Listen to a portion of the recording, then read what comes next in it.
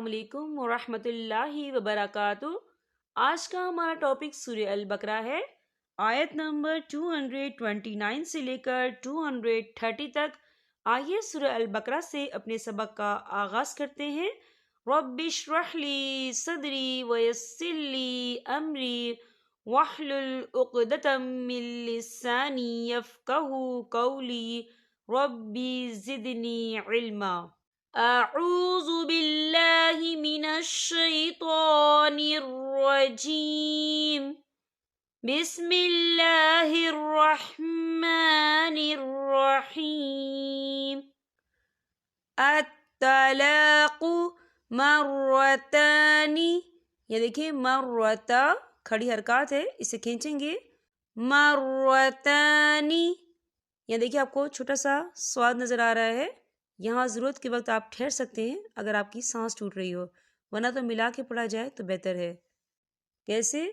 الطلاق مرتان فإمساكم بمعروف، فإمساكم کاف کے پر تنوین ہے اور تنوین کے بعد با آ رہا ہے، تو یہاں پر اقلاب ہوگا یعنی تبدیلی ہوگی۔ ہم کاف کو میم کے ساتھ ملا کر پڑھیں گے اور یہاں پر غنہ بھی ہوگا۔ کیسے؟ فَإِمْسَاكُمْ بِمَعْرُوفٍ أَوْ تَسْرِيحٌ بِإِحْسَانٍ۔ یہ دیکھیے او تسریحم، ح کے پر تنوین ہے اور تنوین کے بعد با آ رہا ہے، تو یہاں پر اقلاب ہوگا یعنی تبدیلی ہوگی۔ ہم ح کو جو ہے میم کے ساتھ ملا کر پڑھیں گے اور یہاں پر غنہ بھی ہوگا۔ کیسے؟ او تسریح بِإِحْسَان۔ یہ دیکھیں آپ کو چھوٹی سی توئی نظر آ رہی ہے، یہ وقف مطلق کی علامت ہے، تو یہاں پر ٹھہرنا بہتر ہے۔ وقف کی صورت میں نون ساکن ہو جائے گا۔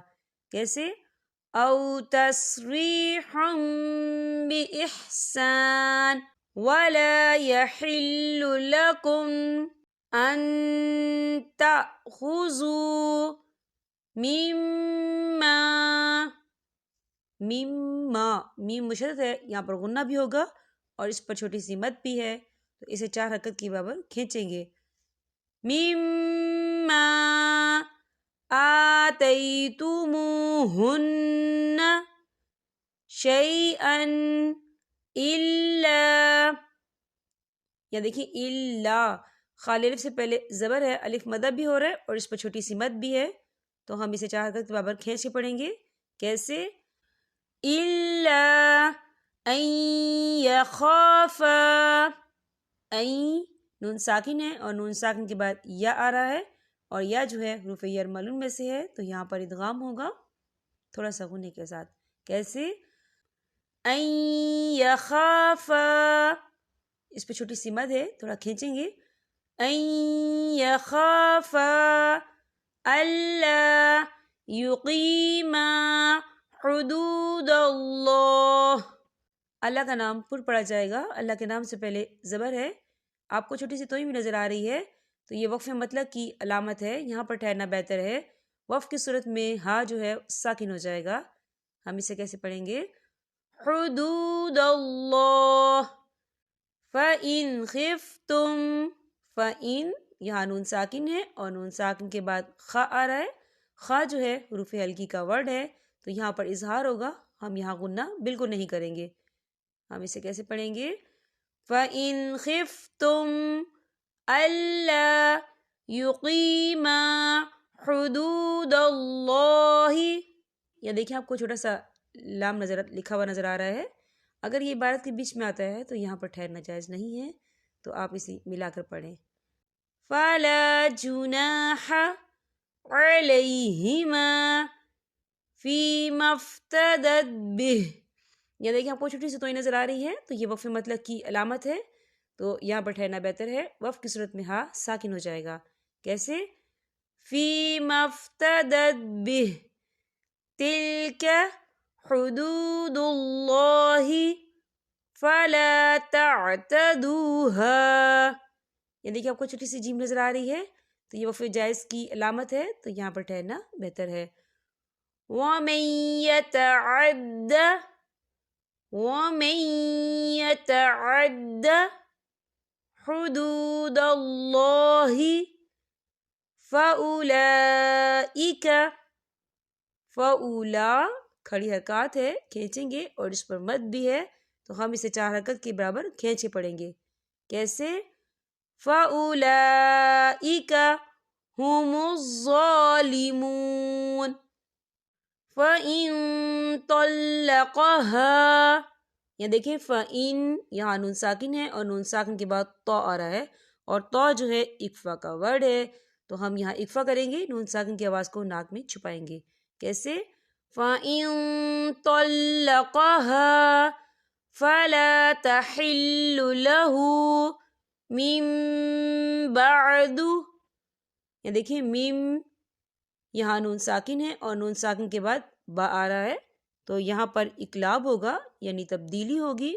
ہم پچھلے میم کو اگلے میم کے ساتھ ملا کر پڑھیں گے اور یہاں پر غنہ بھی ہوگا. کیسے؟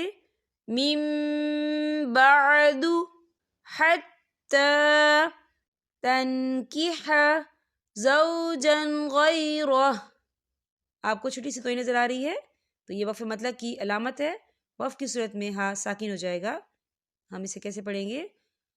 زوجا غیرہ فَإِن طَلَّقَهَا فَلَا جُنَاحَ عَلَيْهِمَا.